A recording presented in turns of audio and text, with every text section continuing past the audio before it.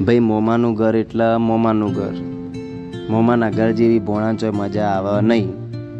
અમે આવ્યા હતા મારા મોમાના ઘેર. મારા મોમાને ખેતરમાં રહીશું અને ભાઈ ત્યાંનો નજારો એટલે જન્નત. તમે કુદરતી વાતાવરણ જોતું હોય તો ખેતરમાં રહો એટલે તમને ફ્રેશ હવાને બધું મળે. જો આ તાજો તાજો ગુલાબ.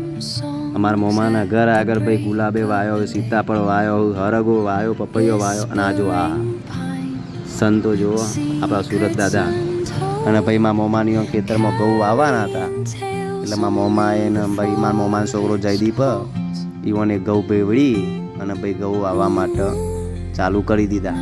ઘડીક વારમાં તો ચપટી વગાડતાની સાથે જ મારા મોમાએ અને એમને એક માણસ રાખ્યો.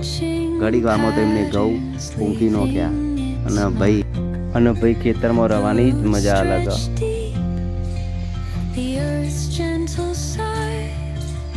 આ મારું મોમાનું ખેતર, બાજુમાં મારા મોમાનું ખેતર, એમાં એરંડા વાયા છે અને પછી ટોકરે એમાં મોમા છોકરો ઘઉં આપતો હતો ને મારા મોમા ઘઉં પૂંખતા હતા. અને આ જો મેં નહોતું કીધું મારા મોમાને તો ફળે વાયો આવ્યું સીતાફળ. મારા ટેણીઓ કૂદકા મારીને સીતાફળ તોડતું હતું પણ અમે તોડવા દેતા નહોતા કેમ કે પાક્યું નથી હજુ એટલા માટે. અને થોડી મસ્તી કરી, થોડા ફોટા પાડ્યા અને એવું બધું કર્યું. પછી મોમાએ ટ્રેક્ટર બોલાવ્યું હતું જેમ કે પેલું ઊંઘ્યું હતું એટલે ભાઈ શું કહેવાય ને, ગારવણ કહેવાય, ખબર નહીં મને શું કહેવાય. એટલે ભાઈ ટ્રેક્ટરથી આ ઘઉં પૂંખ્યા હતા એટલે ખેડતર ખેડતો હતો અને પાછળ બેઠા હતા અમારા મોમાના જે ભાઈ રાખ્યા હતા એ રહ્યા.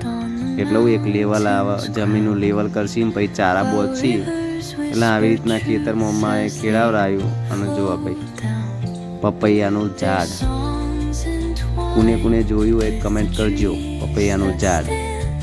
પછી સીધા અમે ઘેર જવા નીકળ્યા. રસ્તામાં લોકણ જતું તો અમારું ઓલા બહુ ગંધાતું થયું એટલે અમે વોશિંગ કરાવવા મૂકી દીધું.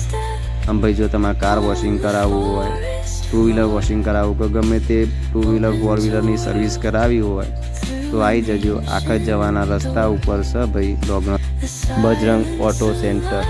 આવજો.